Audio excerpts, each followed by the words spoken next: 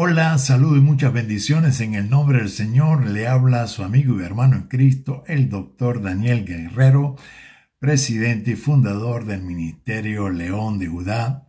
Hoy tengo el gusto y el gozo de iniciar esta serie de estudios que me han pedido sobre el tema del anticristo y lo que la Biblia enseña sobre este personaje que entra dentro de los muchos temas de la profecía bíblica y que por razones de tiempo y otros compromisos pues no había podido realizar, pero que a partir de hoy voy a compartir con ustedes varios estudios bíblicos del texto bíblico para que sea la palabra de Dios la que nos hable y por su Espíritu Santo, claro, evidentemente, y de esa manera podamos tener una idea clara, sólida, de lo que la Biblia realmente enseña sobre este personaje, y luego también haremos un poco de la aplicación o actualización de ese tema para nuestros tiempos, ¿ok? Y cómo nosotros podemos prepararnos para, para la presencia, la operación y la manifestación de este personaje y el grupo de personajes que de alguna u otra manera están relacionados con el anticristo y los anticristos, ¿no? De nuestros días, de nuestros tiempos.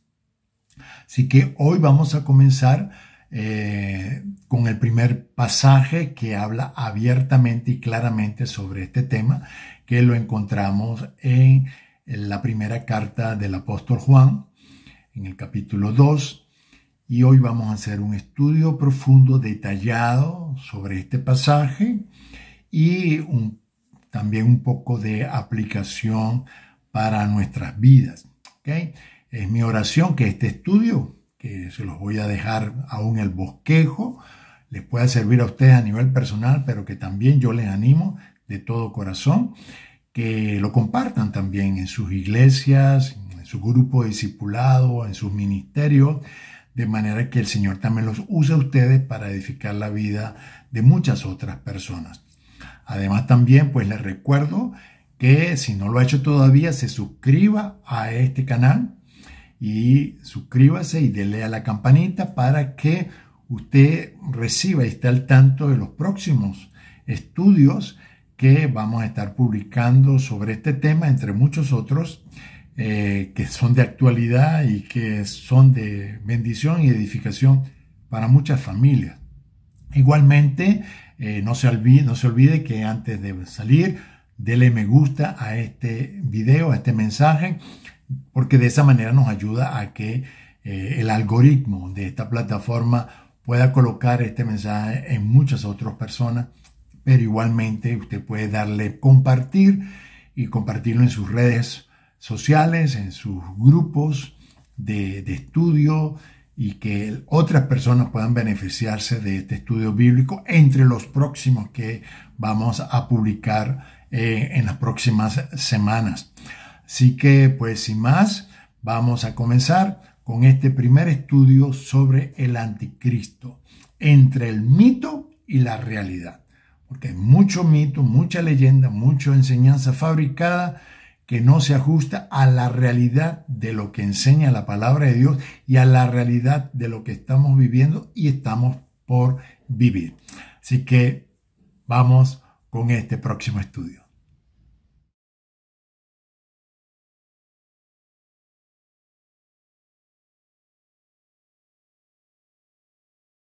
Ok, como les dije, pues vamos a hacer un primer estudio bíblico. Vamos a ir a las escrituras y dejar que la Biblia nos hable y podamos extraer de ella las enseñanzas que el Señor y los apóstoles y profetas nos dicen sobre este personaje eh, y misterioso, que la Biblia misma no identifica del todo, sí nos da ciertas ilustraciones y vamos a verlas. Pero hoy en particular vamos a centrarnos en las cartas del apóstol Juan, que es quien realmente habla sobre el tema del anticristo y los anticristos de una manera específica, clara y sin tanto misterio. Pues vamos a ir a las cartas de Juan, que además también es el autor del último libro de la Biblia, el Apocalipsis, que a diferencia de sus cartas, el libro de Apocalipsis, pues, en vista que usa el género literario llamado apocalíptica, está lleno de muchos símbolos, muchas figuras, eh, muchos códigos proféticos de tiempo aún, que hay que prestarle atención. No así las cartas del apóstol Juan, incluyendo su evangelio, que a nivel de idioma, él usa el griego koiné, el griego que era muy popular y con el que la mayoría de los libros o cartas del Nuevo Testamento fueron escritos. Y estas cartas, algo bien interesante es que fueron escritas también al final del primer siglo. Muy probablemente ya habían acontecido los grandes eventos importantes en Jerusalén y en Judea y que definitivamente afectaron no solamente a la población judía, sino a la reciente iglesia primitiva que ya estaba expandiéndose por todo lo que era Judea, el área de Siria, el área de Asia Menor y también hacia Occidente, Grecia, y más adelante todo lo que fue la cuna del Imperio Romano, Roma y España y toda esa zona de Europa Occidental. Así que muy probable también se dice que ya habría acontecido la caída de Jerusalén. Así que estas cartas pues le está hablando principalmente a los cristianos de Asia Menor y que de alguna u otra manera estaban bajo persecución y que estaban viviendo situaciones bastante delicadas a nivel político, socioeconómico y religioso, claro, también. Vamos a leer estas cartas, yo le voy a enseñar, aquí le voy a dar también un poco de técnica, mi técnica, que yo uso, no porque sea mía, no porque yo la inventé, no.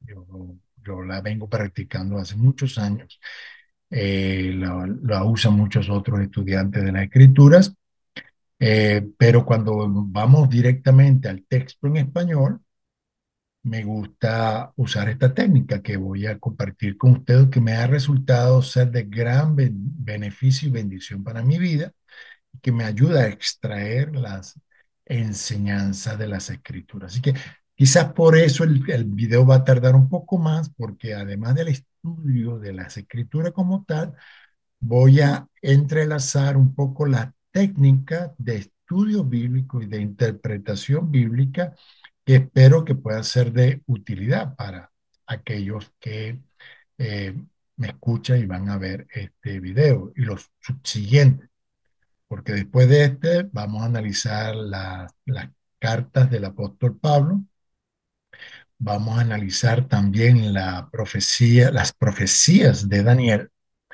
en las que se entretejen o algunos extraen lo que serían algún prototipo de lo que pudiera ser el anticristo. Eso lo dejaré al final. Quiero partir desde lo más obvio, que es las cartas del apóstol Juan, lo que no es tan obvio, pero que está interconectado, las cartas del apóstol Pablo, y luego vamos a tocar un poco también la enseñanza de nuestro Señor Jesucristo en Mateo, más adelante, que Él nos habla un poco dentro de las señales del fin del siglo, que recuerden que eso sucedió en el primer siglo, y eso es interesante porque el Señor profetizó de que eso iba a pasar al final del siglo, y el apóstol Juan nos está hablando al final de ese siglo, del primer siglo. Entonces vamos a ver qué es realidad, cuánto es mito, cuánto es leyenda, cuánto se ha fabricado a nivel teológico y qué realmente nos enseñan las escrituras desde una perspectiva, recuerden, bíblica e histórica, que es la que yo uso. ¿Ok? Yo uso es la interpretación que sea bíblica y tomando en cuenta también la historia. Entonces vamos a ir a unas láminas que preparé y que espero que sea de ayuda para ustedes. Voy a colocar acá eh, y lo he titulado el anticristo entre el mito y la realidad, porque hay más mito y leyenda que, desde mi punto de vista, cosas reales, ¿no? Ya comenzando la imagen que utilicé, yo sé que es una imagen fantástica, ¿no? Precisamente como para llamar la atención de los visitantes de este canal, ¿verdad? Porque algunos se imaginan así el anticristo como brillante y tal. Entonces, vamos a ver realmente qué es lo que enseña realmente las escrituras, comparándolo con lo que los mitos y leyendas, historias y fábulas que se han generado alrededor de este personaje. Muy bien, entonces vamos a ir a Primera de Juan, la primera carta del apóstol Juan. Quisiera leerlo, ¿verdad? Vamos a leer juntos este pasaje de Primera de Juan, capítulo 2, versículo 18 al 19. Eh, perdón, capítulo 2, 18 al 29. Y vamos a ir poco a poco extrayendo. Como ustedes pueden ver, yo coloreo mucho las escrituras. Cuando estoy estudiando, quiero extraer este, realmente esta enseñanza de un texto o de un libro. Lo más recomendable es estudiar el contexto histórico, también luego leer toda la carta o el libro, ver en qué parte está inmersa esa porción. Por ejemplo, aquí estamos hablando del capítulo 2, entonces eso significa que está entre el capítulo 1, capítulo 3, y el autor viene hablando, entonces él de repente entra en este punto porque lo hace. Todo eso es importante a la hora de estudiar las escrituras y no como algunos hacen que agarran un versículo y no, que eso me habló y lo aplico y punto, eso me tocó y así es. Mire, hay que respetar. Y lamentablemente hay muchos profetas que no respetan las escrituras, que agarran un texto y sacan el texto y del texto lo convierten en un pretexto porque lo sacan fuera de contexto. Entonces hay que respetar el contexto de la porción bíblica, dónde está esa porción bíblica, en qué libro y en qué capítulo. Segundo, hay que respetar el contexto histórico en el que fue escrito esa carta, ese libro, qué fue lo que pasó, qué estaba viviendo el autor, qué estaba viviendo la iglesia, qué estaba viviendo la población a la que el autor se dirige, para que nosotros podamos tener una idea de qué es lo que está pasando y por qué él tiene que escribir esto. O sea, los autores bíblicos por lo regular responden a situaciones socio-religiosas que están viviendo. Nosotros tenemos que ir allá, a la historia, al contexto histórico de por qué este libro se escribió como se escribió. Y no se escribió de otra manera, sino de esta manera. Esto hay que entenderlo antes de nosotros poder llegar a otras conclusiones o aplicaciones. La mayoría de los profetas de nuestro tiempo, agarran los textos, porque eso me lo dijo el Espíritu, y si me lo dijo el Espíritu, pues claro, tiene que ser así. hay que tener cuidado, sobre todo a la hora cuando nosotros estamos realmente estudiando la escritura con mira a establecer una doctrina, establecer una enseñanza que nosotros creemos que es, digamos, normática, que establece una norma para que nosotros creer. Oye, tenemos que ser entonces más serios con la escritura y más respetuosos con la escritura, con el autor de esas escrituras, porque a veces agarramos la Biblia como si fuera escrita hace un mes o el año pasado y nos borramos de nuestra mente que ya tenemos más de 20 siglos, 2000 años más de historia. Y tenemos que ir allá, a ese primer siglo. ¿Qué pasó? ¿Qué estaba pasando allí? ¿Y por qué el autor escribió esto? ¿Y a quién se lo escribió? ¿Y cuál fue el impacto? Entonces, por eso, el estilo de interpretación bíblica que yo practico, a algunos no les gusta mucho porque, claro, tiene cierta disciplina de respetar el texto, cierta rigurosidad. Así como hago el estudio en español, también cuando lo amerita y cuando me decido porque considero que es necesario, hago también el estudio en griego y tanto como puedo en hebreo, que no lo domino tanto como si domino el griego. Yo sí estudié más el griego, el Nuevo Testamento en griego, que en hebreo. Más sin embargo, conozco ciertas herramientas en hebreo que me permiten entrarle un poco más al texto bíblico, no a las enseñanzas de los rabinos. Algunos dicen que estudian la Biblia en el Antiguo Testamento y lo que hacen es consultar y citar lo que rabinos de hace siglos, sobre todo el siglo de la Edad Media para acá, han practicado.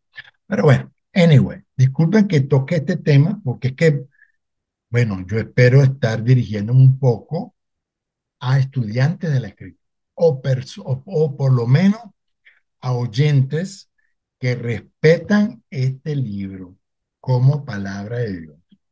Entonces, si vamos a ver este libro como palabra de Dios, pues tenemos que respetarlo y tratarlo con respeto como debemos hacerlo. Muy bien. Así que bueno, vamos a leerlo, este texto que dice, hijitos, ya es el último tiempo, lo pongo, fíjense, en azul, que creo que ya les voy a explicar por qué es importante. Ya es el último tiempo, lo está diciendo el apóstol Juan en el primer siglo. Para el apóstol Juan, a finales del primer siglo, él declara, ya es el último tiempo. Estamos en el siglo XXI. ¿En qué tiempo estamos? Si para Juan era ya el último tiempo, primer siglo, ¿cómo nosotros podemos identificar este tiempo en el siglo XXI? Y según vosotros oísteis que el anticristo viene. Ya estaba en circulación una creencia en la iglesia primitiva, de ahí de Asia Menor. Perdón, Juan escribió esta carta ahí en Asia Menor. Se dice que en Éfeso, como le dije, finales del siglo primero, hacia ahora han surgido muchos anticristos. Entonces, aquí ya comenzamos. Y fíjense que pongo en amarillo, el anticristo viene. ¿Ok? Porque eso significa que donde usted vea esa franja amarilla, ahí se va a estar hablando de este personaje. Pero él habla inmediatamente de que así ahora han surgido muchos anticristos. Han surgido muchos anticristos. La lógica del texto es porque viene el anticristo. Y esto es interesante que lo tomemos allí, lo pongamos a un lado. Viene el anticristo y han surgido muchos anticristos. Por esto conocemos que es el último tiempo. Miren esto. Entonces, ya primer siglo, final del primer siglo, él dice, viene el anticristo, primer siglo, han surgido muchos anticristos y por esa razón conocemos, damos por hecho que es el último, ¿qué? Primer siglo. Estamos en el siglo XXI, más de 20 siglos después. ¿Ok? 19. Entonces, aquí él se refiere entonces a esos muchos anticristos, porque está hablando en plural.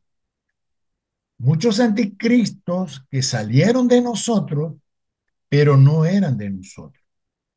Que ya está, fíjense que lo tengo en color naranja, porque estoy describiendo a esos muchos anticristos. Muchos anticristos salieron de nosotros, pero no eran de nosotros. Porque aquí viene la contraparte, porque si hubiesen sido de nosotros, está en azul, habrían permanecido con nosotros, ¿ok? Para contrarrestar. Estos salieron de nosotros, pero aquellos que permanecen con nosotros no son anticristos. Están viendo la correspondencia. Pero salieron estos anticristos, está hablando de los anticristos, para que se manifestase que no todos son de nosotros. Todos los que están con nosotros son de nosotros. Y por eso algunos salen de nosotros. Pero vosotros tenéis la unción del santo, y lo pongo en verde, porque este es, después que tú lees el texto, claro, esto yo lo he hecho después de leer el texto unas 3, 4 veces, y yo sé más o menos de qué está tratando. Yo se lo estoy adelantando a ustedes, pero ustedes harían correctamente lo propio de investigar ustedes mismos. Pero vosotros tenéis la unción del santo, y lo pongo ahí porque esa unción, como ustedes van a ver más adelante, se repite mucho y se repite en otros momentos. Vosotros tenéis la unción del santo y conocéis todas las cosas. Por esa unción del santo, conocemos todas las cosas. Entonces, versículo 21, no es escrito como si ignoraseis la verdad, sino porque la conocéis y porque ninguna mentira procede de la verdad. Ese es otro aspecto allí, la mentira y la verdad. Quizás aquí yo debí poner una, una diferenciación, porque se repite. Juan trabaja mucho con el antagonismo, o sea, es blanco o es negro, es la verdad, es la mentira, usted está en la luz y si está en la luz entonces no hay tinieblas, porque el que está en las tinieblas rechaza la luz. Juan habla de esa manera, es un estilo de discurso y un estilo de escritura. Y Juan, en los escritos de Juan, usted va a ver mucho ese antagonismo.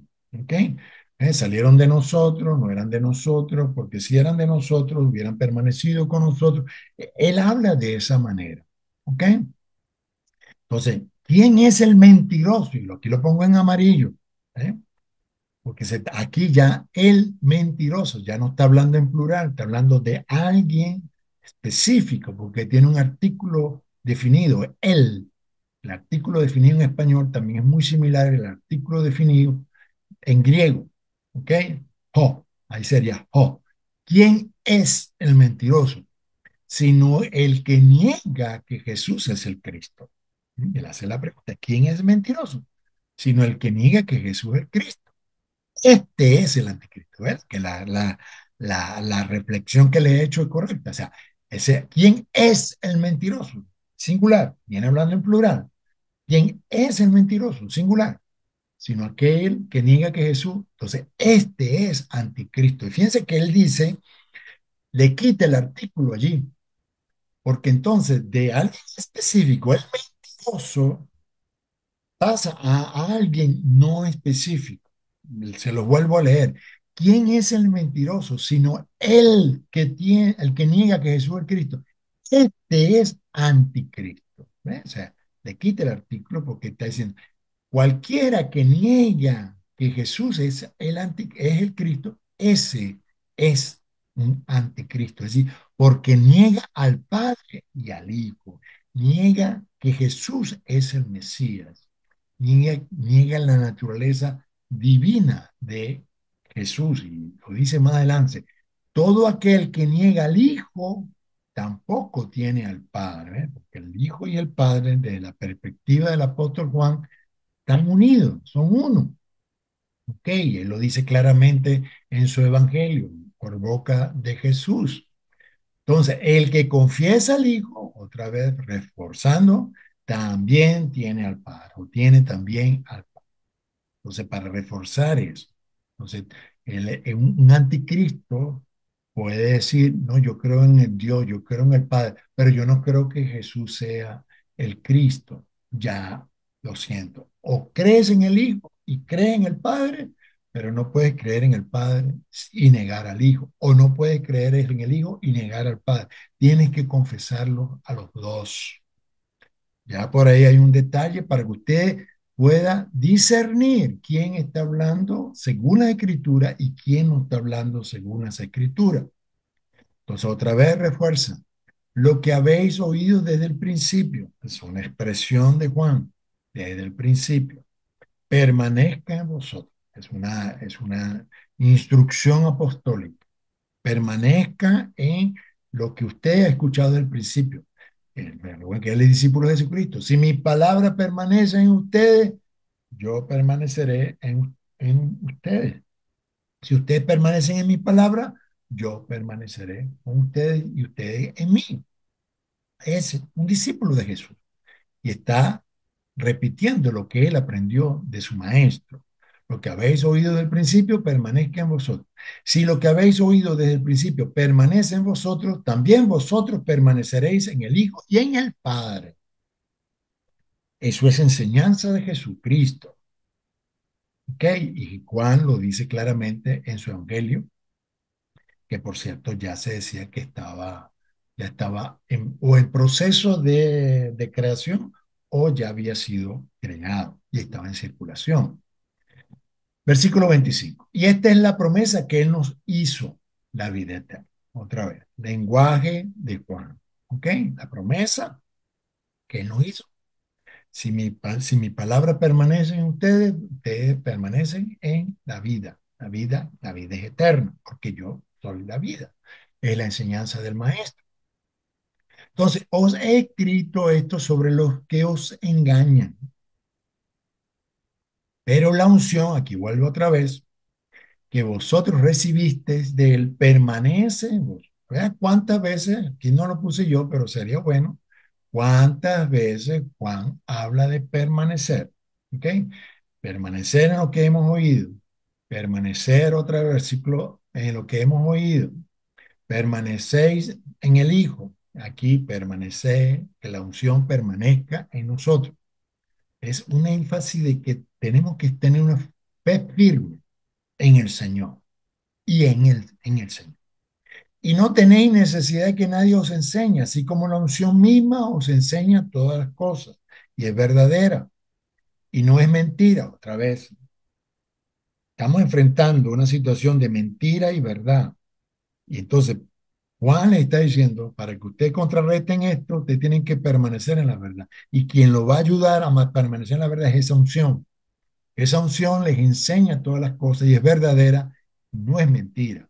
Y según ella os ha enseñado, permaneced en él, en el Señor. Fíjense cómo él correlaciona el Señor con la unción, porque la unción es del Señor, es la capacidad que Él nos da de estar unidos a Él, de escuchar su voz, de creerle y ser guiados por Él. Eso vamos a hablar un poco más adelante sobre la unción, que también de eso hay toda una situación irregular. Y ahora, hijitos, permaneced en Él, en el Señor, para que cuando se manifieste el Señor, tengamos confianza, para que en su venida no nos alejemos de Él avergonzados. Yo no lo investigué, pero ahora cuando lo estoy leyendo inmediatamente, quizás por mi entrenamiento mental o porque el Espíritu Santo en este momento me está guiando, Juan está usando aquí dos palabras sumamente importantes que están interconectadas. En el griego están, que son la palabra parousia, que es muy importante que usted se la aprenda, si no lo ha aprendido, parousia. La palabra griega parousia tiene ese doble significado, manifestarse y venida. Y aquí Juan la usa los dos significados. No sé si No sé si tendría que buscarla. eh, si está usando la misma palabra en griego y aquí se traduce de manera diferente, para que cuando se manifieste tengamos confianza para que en su venida, parousia, ahí sí seguro sé que seguramente irá parousia, no nos alejemos de él avergonzado, si sabéis que él es justo, sabed también que todo el que hace justicia es nacido de él. O sea, otra vez, el que es justo hace justicia. El que hace injusticia no puede ser justo y por lo tanto no es nacido de Dios. Esa también es una fórmula, una forma de declaración que Juan usa. Entonces, aquí en líneas generales es lo que dice el texto. ¿Ok? Permítanme buscar rápidamente, voy a buscar aquí en mi teléfono, allí el texto interlineal para ver cuál es la palabra que se usa ahí y yo se lo voy a corroborar. ¿Vale? Efectivamente, en el versículo 28 del 1 Juan capítulo 2, el verbo que se usa para que cuando se manifieste es fanero. Fanero, aquí está en una forma pasiva, por cierto. Fanerote, que podría que cuando sea manifestado, es decir, no tanto que ese más, sino que va a ser manifestado y entonces la palabra que habla de su venida es parousia, efectivamente como sospeché que así era. Así que en el versículo 28 podemos ver ya que Juan prepara a la iglesia que él fundó, le ayudó a fundar varias iglesias, que por cierto él dirige sus cartas en el Apocalipsis, a esas 7 iglesias. Se dice que él colaboró en la fundación de esas iglesias, además algunas del apóstol Pablo también, que pasó sobre todo con Éfeso. Entonces, eh, vemos que él habla de este tema y es claramente un tema que tiene que ver con el estudio de los últimos tiempos, es decir, la escatología, como se dice en griego, perdón, en teología, el estudio de las últimas cosas, la escatología, escató de lo último, logía, estudio, es decir, profecía. Entonces él habla, y fíjense cómo hace la introducción, en los últimos tiempos, pero el último tiempo que él ya estaba visualizando en el primer siglo. ¿Cómo este estudio nos puede importar a nosotros en el siglo XXI? Pues es interesante porque ya han pasado 20 siglos. Si para el primer siglo el apóstol Juan y la iglesia del primer siglo veía situaciones tan vívidas, cuanto más nosotros. Nos dice, ustedes tienen que, al final, ¿verdad? Una forma pastoral, dice, hijitos, permanezcan en el Señor para que cuando Él se manifieste, lo que están esperando es que el Señor regrese. En el primer siglo, es más, se dicen los estudiantes de la historia de la iglesia del primer siglo, es que los cristianos de los primeros siglos, incluyendo el primer siglo, esperaban que el Señor viniera en el primer siglo. Algo que nosotros debemos tomar en cuenta. Los cristianos del primer siglo y también los primeros siglos, los primeros 3 siglos, esperaban que el Señor se manifestara en ese tiempo. Y por eso hablaban de una como de algo inmediato. Pero fíjense, ya han pasado 20 siglos, más de 20 siglos. Entonces, evidentemente la expectativa que ellos tenían de la venida del Señor no fue correcta, no fue correcta. Habían cosas que tenían que pasar. Todavía algunos siguen con esa historia, ¿no? Que Cristo viene, en cualquier momento Cristo viene. Oye, mira, eso se lo podemos pasar a los cristianos del primer siglo que tenían esa expectativa, qué sé yo. Oye, pero 20 siglos después tú vas a venir con el mismo cuento de que Cristo va a venir esta noche o este año. Y, o sea, hay que usar un poquito la cabeza y entender las escrituras y ver qué ha pasado, qué está pasando y qué puede pasar. Ahora vamos a desglosar este primer pasaje en base a lo que podemos extraer de allí, de este primer pasaje de 1 Juan capítulo 2, 18 al 29. Entonces, Él habla del último tiempo. Jesús habla de los postreros tiempos. Daniel también habla de los postreros tiempos. Daniel habla al final, ¿verdad? Y dice que lo que él estaba profetizando, el tiempo del fin, que es un título que ponen aquí, capítulo 12. En aquel tiempo, ¿cuál tiempo? ¿No? Ese tiempo que él está profetizando, ¿cuál tiempo será? Bueno, entonces aquí el ángel le dice, versículo 9, anda Daniel, pues estas palabras están cerradas y selladas hasta el tiempo del fin. Entonces, hay unas expresiones en la Biblia y en la profecía bíblica que hay que entenderla. Este último tiempo, los postreros tiempos, el tiempo del fin, aquí yo lo pongo, ¿no? La última hora, que Juan también utiliza mucho. ¿A qué se refiere? Aquí podemos decir, por ejemplo, yo les puedo decir que, por ejemplo, para los profetas del Antiguo Testamento, el comienzo del tiempo del fin o los postreros tiempos se inauguraba con la venida del Mesías, con la venida del Mesías. Es decir, desde que Cristo vino, nosotros entramos en este periodo llamado último tiempo, postreros tiempos, tiempo del fin. Que el tiempo del fin, como ya hemos visto en otros estudios, ¿verdad? Que hemos analizado un poco la semana de la profecía de las 70 semanas, hablamos allí de este tema, del tiempo, del fin, y que muy específicamente, si el tiempo del fin de la era de el reino de Judá.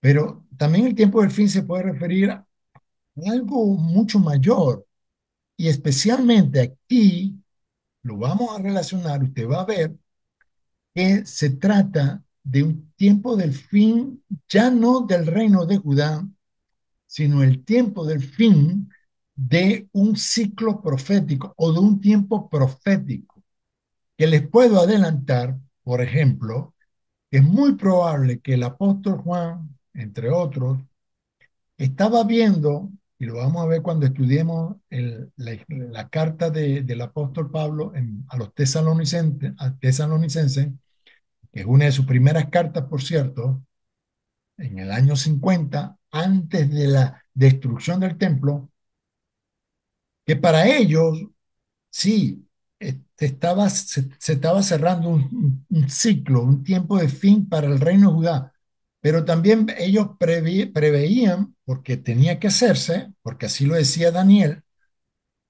que iba a haber un tiempo del fin para la última cuarta bestia. ¿Cuál es esa última cuarta bestia que estaba operando en tiempo de los apóstoles, el apóstol Juan y el apóstol Pablo? La bestia romana, porque así lo dice la profecía de las 70 semanas. Dice, y en versículo 27 del capítulo 9 de la profecía de Daniel, y por otra semana confirmará el pacto con muchos, a la mitad de la semana hará cesar el sacrificio y la ofrenda, después con la muchedumbre de las abominaciones vendrá el desolador hasta que venga la consumación. ¿Qué es la consumación? El final, el fin. Y lo que está determinado se derrame sobre el desolador. ¿Quién era el desolador? ¿O quién iba a ser el desolador que iba a matar al Mesías? La bestia romana, el imperio romano, que efectivamente así sucedió. Entonces, hay que entender este concepto del último tiempo, porque no, desde la perspectiva nuestra, lamentablemente, se nos ha enseñado que cuando la Biblia habla del último tiempo es la venida de Cristo y eso eso es para el año que viene, eso es para el futuro. Señores, hay que entender la escritura, el tiempo, la historia en la que fue escrita la escritura. Y eso vamos a hablar. Estamos hablando de la escritura. El último tiempo, Juan está diciendo, ya es el último tiempo, ya sabemos que es el último tiempo, lo dice el apóstol Juan en su primera carta. Entonces, si para Juan ya es el último tiempo, entonces para Jesús el tiempo del fin era el fin de la era de Judá y están esperando que haya una culminación del fin de la última bestia, que era el Imperio Romano, que efectivamente sucedió años después, siglos después, si mal no recuerdo, el siglo después, del siglo IV, cayó el Imperio Romano, desapareció la cuarta bestia y surge entonces otra estructura. De eso vamos a hablar. Esa estructura, ¿cuál fue esa estructura? Pero bueno, aquí ya me estoy adelantando un poco, pero lo que quiero es enfatizar este último tiempo, porque este es otro tema que se malinterpreta y no se entiende perfectamente bien. El último tiempo, última hora, tiempo del fin, postreros tiempos, se inició a partir de la venida de nuestro Señor Jesucristo, siglo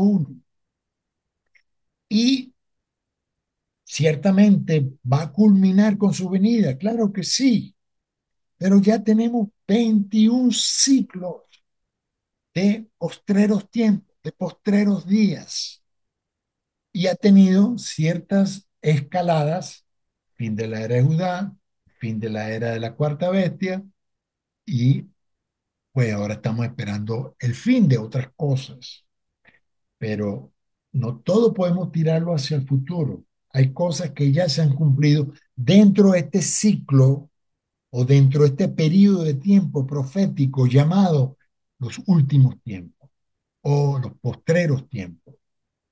¿Me están captando?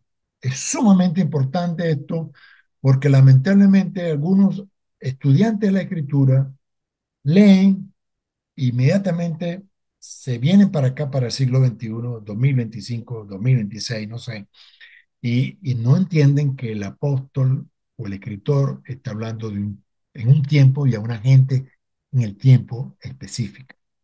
Muy bien.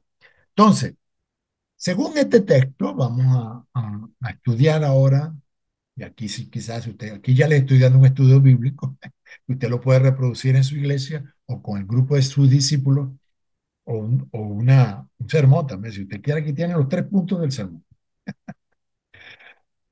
Se lo regalo de todo corazón. La idea es que usted multiplique esto y si no lo ha hecho todavía, dele me gusta, por cierto, a este video, comparta este mensaje, ¿verdad? Un mensaje bíblico. Aquí estamos estudiando la Biblia. Y pues igualmente, si no lo ha hecho, suscríbase y aquellos que vienen por primera vez, bueno, bienvenidos sean y compartan este mensaje que es de la Escritura. Esto es pura Biblia e historia. Aquí no estamos hablando de pajaritos y no, no, esto es Biblia. Estamos estudiando la Biblia y quiero que estudiemos la Biblia. ¿Qué dice la Biblia sobre este tema y contrarrestarlo entre la realidad y el mito o la leyenda que se ha generado sobre este Señor, el anticristo? Entonces, Juan habla de anticristos y de un anticristo, de el anticristo. ¿Ok? Juan lo habla en esos términos. ¿Cuáles son las características de los anticristos que el anticristo va a igualmente a retener? Pues son gente que salieron de nosotros, pero no eran de nosotros. Esto dice mucho, porque ya lo vamos a ver cuando estudiemos Daniel. Cuando Daniel habla de ciertos reyes que se presentan como antidios, la primera, sobre todo la primera bestia y la segunda bestia, la bestia babilónica, perdón, la tercera bestia y la bestia griega, también sobre todo, representada por Antíoco Epífanes, que vamos a estudiar, y la cuarta bestia, que fue representada en este caso por Roma y sus emperadores, y que sus autoridades primero mataron al Mesías, anticristo, totalmente anticristo, y que se aliaron con líderes religiosos anticristos, ¿ok? Que se resistieron.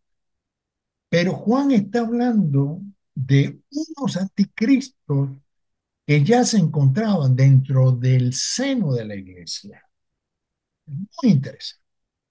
A diferencia de los otros personajes que eran fuera de la iglesia, Juan está hablando que hay unos y habrá unos que estarán dentro de la iglesia, pero que salieron de la iglesia porque no eran de la iglesia.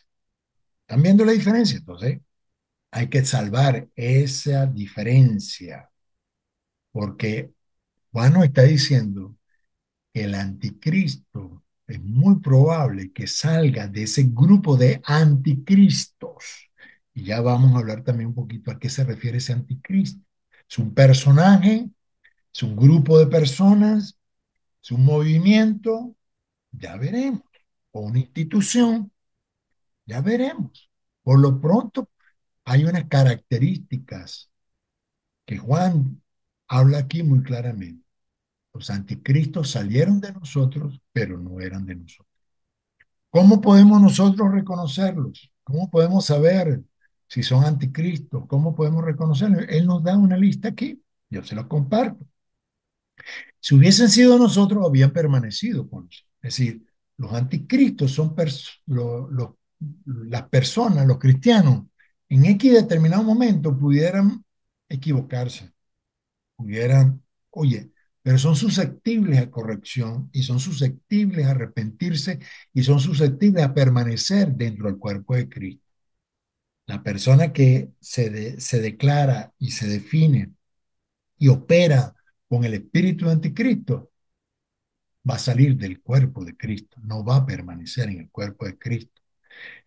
Vosotros tenéis la unción del Santo y conocéis todas las cosas. Entonces, con la unción que el Señor nos da, nosotros podremos reconocerlos y también podremos digamos, discernir de una manera correcta quién está en la verdad. Recuerden que es muy importante y quién no.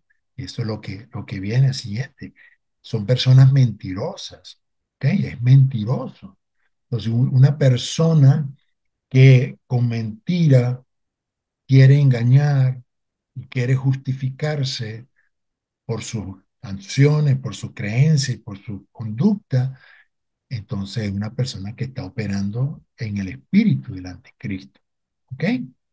También personas que niegan que Jesús es el Cristo. Una persona que niega que Jesús es el Mesías está operando bajo el espíritu del anticristo. Está operando porque está yendo contra la investidura mesiánica, contra la unción del santo que mora y opera en Jesucristo como Mesías. Entonces, ahí usted lo puede definir. Son personas, son instituciones, son organizaciones. Usted puede definirlo. Personas que niegan que al Padre y al Hijo. ¿Eh? No, no, yo creo en Jesús, pero no creo en el Padre. No, yo creo en el Padre, pero no creo en Jesucristo. Yo no creo que Jesús sea Dios, que sea el Mesías. Pues ahí usted ya está viendo el espíritu del anticristo operando. Porque como Juan lo dice claramente, el que niega al Hijo y niega al Padre, ese es anticristo, es mentiroso. Usted tiene que definirlo. No, pero si una persona cercana, pues usted verá qué va a hacer. Pero una persona que permanece en el Señor, una persona que permanece en lo que ha oído y creído desde el principio, es una persona que acepta y cree en Jesucristo como el Mesías, como el Hijo de Dios que habita en el Padre, que está sentado a la diestra del trono del Padre. Entonces, eso es muy importante.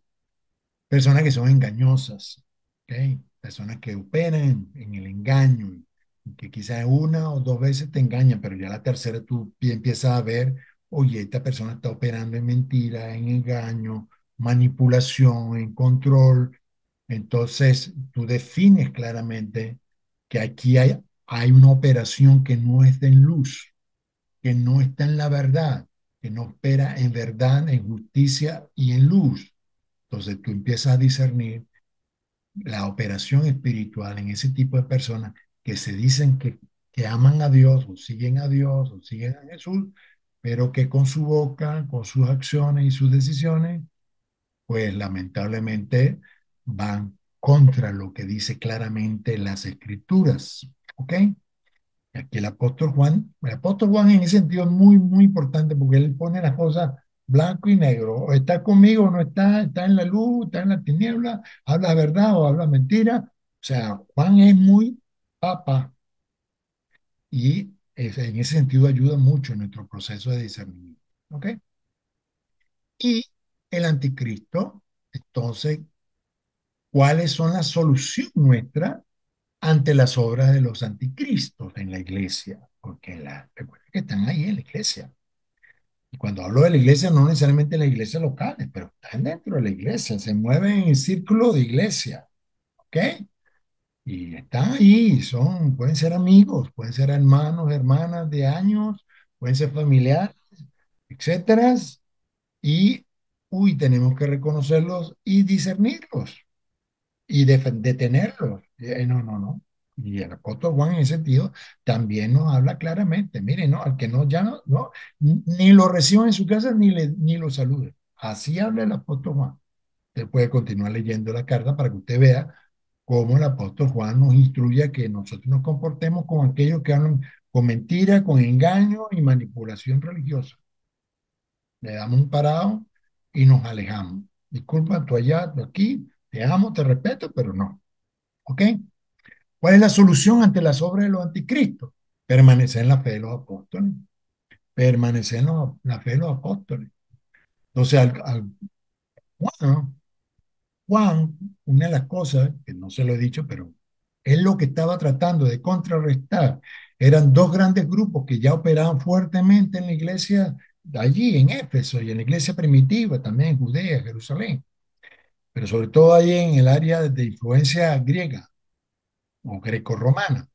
Eran los grupos, lo que llamaban gnósticos. Los gnósticos todavía están presentes. Los gnósticos todavía están presentes. ¿Cómo usted define enseñanza? Mire, enseñanza, videos que surgen en YouTube y tal, que pues los gnósticos de nuestros días, mire, aquellos que le hacen mucho énfasis al libro de Enoch, no, el libro de Enoch, que nos engañaron, que lo ocultaron, que tal, que los apóstoles no tomaron en cuenta el libro de Enoch. Mm, porque los apóstoles no lo hicieron. Ellos tendrán sus razones. Yo sigo a los apóstoles. Yo no sigo el libro de Enoch porque yo ni siquiera sé si el libro de Enoch, ese que circula, es el libro de Enoch. Pero hay gente que se va por ahí. Ah, no, que el Evangelio de María, que el Evangelio de Tomás, que la enseñanza del Qumran, que Jesús realmente no era el Cristo, como se dice, porque nosotros tenemos enseñanza que los apóstoles no usaron y que los cristianos no tomaron en cuenta, y esto es una sabiduría que nosotros hemos encontrado, una revelación que... Mira, siglo XXI, son los mismos demonios, son los mismos espíritus que operaban en la iglesia del primer siglo, que trataron de engañar a muchos cristianos que pusieron su fe en Jesucristo a través de la enseñanza de los apóstoles. Juan le está diciendo, permanezcan en la fe de los apóstoles, permanezcan en la fe de los apóstoles. Lo que está aquí es lo que hay que creer. No, que el libro de no, que el libro de María, no, que el libro de Tomás, no, que el libro yo. Usted verá a quién le cree. Yo creo en los apóstoles, en los profetas y apóstoles de la Sagrada Escritura. No creo en rabino ni en nada. Yo creo en lo que dice la Biblia. Es mi fundamento. Permanecer en el Hijo y en el Padre, que eso ya es una experiencia muy personal. O sea, yo cuando hablo de mi fe, yo no hablo solamente de mi fe teórica, que la tengo y la desarrollo y la pienso bien y la sostengo por razonamiento, ¿verdad? Que es importante tenerlo, por revelación también, pero también porque yo tengo una experiencia con el Hijo y con el Padre, yo tengo una experiencia con Dios. Yo permanezco espiritualmente conectado con Dios por medio de la unción que Él me ha dado, por medio del Espíritu que Él me ha dado. Y el Espíritu mismo da testimonio, me da testimonio a mí de que soy hijo de Dios y que Dios está conmigo y yo con Dios. Si usted no tiene esa experiencia, bueno, usted revísese. Pero hay gente que empieza, como dice el apóstol Pablo, empieza en el espíritu y terminan en la carne. Empiezan a conectados con Dios a nivel espiritual y poco a poco se van deslizando por una fe eminentemente racional, eminentemente carnal, y que no experimenta la vida y la presencia poderosa del Espíritu Santo en ellos. Pues hay que permanecer en esa unción, en la unción que el Señor nos da. Y esa unción va creciendo. Yo aquí les hablo de la unción. La unción no es como si fuera aquí igual, aquí lo tengo, aquí una ilustración, una botella, ¿verdad? Una botella de agua que va, no, no. La unción es Jesucristo mismo. O sea, permanecer en el Hijo, permanecer en el Señor es permanecer en la unción. Porque en la medida que usted está conectado con el Señor, usted recibe dirección. Esa unción no es que aumenta de cantidad, no. La unción aumenta en obediencia y fidelidad. En la medida que usted obedezca al Señor, en la medida que usted paga el precio de la obediencia al Señor, en la medida en que usted se sujete cada día más al Señor, usted va a recibir más revelación, va a recibir más poder, va a recibir más autoridad para hacer mayores cosas en el Señor. Ese es lo que crece es el nivel de sujeción, de obediencia y sí, de humillación delante del Señor, porque como Él lo dice, el que se humilla será exaltado. La medida en que nosotros nos humillamos, pagamos el precio de obediencia, de sujeción, en esa medida el Señor nos da mayor autoridad, mayor poder, mayor revelación y las cosas van a ser más claras para nosotros. Si usted no tiene ese, y eso se vive principalmente por experiencia, por experiencia. Claro que esa experiencia puede ser ir a la escritura, leer la escritura, estudiar la escritura, eso será un nivel de experiencia. Pero hay otro tipo de experiencias muy prácticas, muy vivenciales, en las que el Señor nos demanda pagar un precio, hacer un sacrificio, obedecerlo, sujetarnos, y entonces si lo hacemos, el Señor nos recompensa con mayor autoridad, con mayor poder, con mayor revelación y con mayor claridad de nuestra fe y de la vida que tenemos en el Señor. Esa es la unción. Dice, ay, no, que estoy subiendo de unción. Estoy subiendo de la gente, no, que estoy subiendo de unción, pero no se ve que está subiendo en humillación y en sujeción. Entonces, ¿cómo es posible que tú tengas mayor unción, pero claramente no se te ve que tengas un nivel de mayor de obediencia, de sujeción, de humildad? ¿No? Te ves orgulloso, te ves altivo, te ves y pretendes tener mayor unción y revelación. Ahí ya tú ves quién es quién, ¿ok? Ahí tú ves quién es quién, ¿ok? Conocer y permanecer en la verdad, ¿eh? Conocer y permanecer en la verdad. Y la verdad principalmente es el Señor. El Señor dijo, yo soy el camino, la verdad y la vida. ¿Ok? El que viene a mí pues llega al Padre. Entonces, la verdad es una persona, es Jesucristo. Y esa persona, además de Jesucristo, esa persona nos da la unción y esa persona nos lleva a permanecer en la verdad. Entonces, está interconectado. La verdad no solamente son conceptos, la verdad no solamente son ideas, doctrinas, son también una relación, una vivencia que nos ayuda a asegurarnos de que lo que creemos y lo que vivimos es verdadero, es real, no es mito. Y por último, hacer justicia, hacer lo que es justo, hacer lo que es correcto. ¿Okay? Hacer justicia es hacer lo correcto.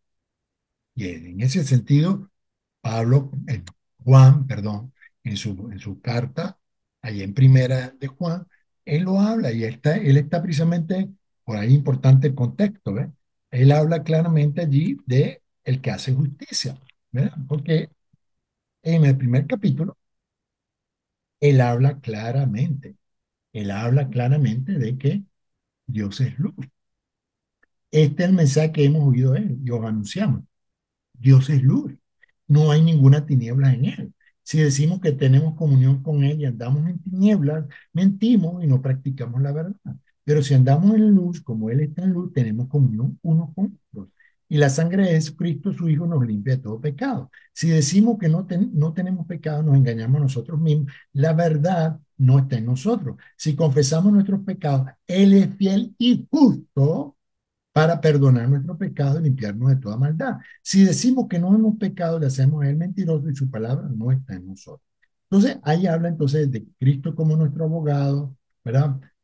Que para que Él nos justifique, para que sigamos manteniendo ese nivel de justicia, que el nivel de justicia, permanecemos en ese nivel de justicia en la medida que nosotros reconocemos nuestro pecado y en la medida que nosotros confesamos nuestro pecado y nos limpiamos con la sangre de Cristo.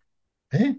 Porque así dice, si confesamos nuestro pecado, Él es fiel y justo para perdonarnos y limpiarnos de toda maldad. Entonces, dice, el que dice, yo le conozco y no guarda sus mandamientos, el tal es mentiroso y la verdad no está en él. Pero el que guarda su palabra, en este verdaderamente el amor de Dios se ha perfeccionado, por esto sabemos que estamos en él. El que dice que permanece en él, debe andar como él anduvo. Como anduvo Jesucristo, en humildad, en sujeción al Padre, en obediencia al Padre, haciendo la voluntad del Padre y glorificando al Padre. Si usted está orientado hacia una vida así, hacia sí mismo y no realmente cree en el Padre y vive para la gloria del Padre, entonces lamentablemente usted no va a hacer la obra de justicia conforme a el modelo y el ejemplo que Jesús nos dejó y los apóstoles también, que vivieron en humildad, en obediencia, pagando un alto precio por servir al Señor, por vivir para la gloria de Dios. Entonces usted tiene ahí que ver, contrastar aquellos que hablan según las palabras del Señor y sus apóstoles y aquellos que se han inventado un evangelio de no sufrimiento, de todo perfecto, de todo bien, sin pagar precios, sin hacer sacrificios. Usted verá, usted tomará sus decisiones. Muy bien, vamos a parar aquí con este primer estudio. En el próximo video vamos a continuar estudiando los libros y las cartas del apóstol Juan antes de pasar al estudio de la carta a los tesalonicenses del apóstol Pablo. Dios les bendiga una vez más. Recuerden darle me gusta a este video, a este mensaje, a este estudio bíblico, ¿ok? Y compártanlo. Y si no lo ha hecho todavía, suscríbase a este canal y ayúdenos a crecer en la expansión y el crecimiento de este canal y de este mensaje y de este ministerio León de Judá para la bendición de muchas personas, familias, iglesias y ministerios. Muchas gracias, les amo y les bendigo en el nombre del Señor. Hasta la próxima.